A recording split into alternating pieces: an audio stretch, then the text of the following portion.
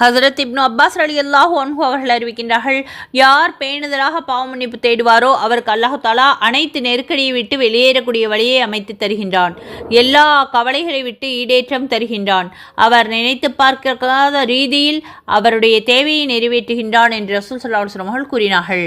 இன்னும் 2 முஸ்லிம்களை சந்தித்துக் கொள்ளும் பொழுது முசாஃபஹா செய்து அல்லாஹ்வை புகழ்ந்து அல்லாஹ்விடம் பாவ மன்னிப்பு தேடினாள்.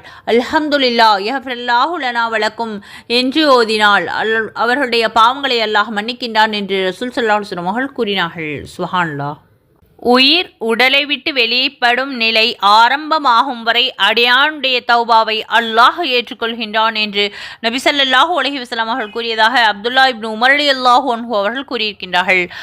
அல்லாஹு தஆலா நாம் அனைவரையும் அதிகமாக இஸ்திக்ஃபார் செய்யக்கூடிய பாக்கியத்தை தந்தருள்வானாக. ஆமீன். லைக் செய்து கமெண்ட் செய்யுங்கள், ஷேர் செய்யுங்கள். பெரிய பயான்களில் விவரமாக இருக்கிறது. ஹஸ்ரத் அபூ ஹுரைரா ரலியல்லாஹு அன்ஹு அவர்கள் அறிவிக்கின்றார்கள், அடியான் ஒரு பாவம் செய்துவிட்டால் அவனுடைய உள்ளத்தில் ஒரு கருப்பு புள்ளி விழுந்து விடுகிறது.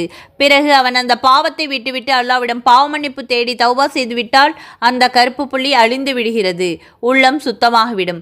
அவன் அந்த பாவத்திற்கு பின்னால் தௌபா இஸ்திக்ஃபார் செய்யாமல் கூடுதலாக பாவம் செய்து கொண்டே இருந்தால் உள்ளத்தில் கருமை மேலும் அதிகரித்து விடுகிறது. முடிவாக உள்ளம் முழுவதும் கருத்து விடுகிறது.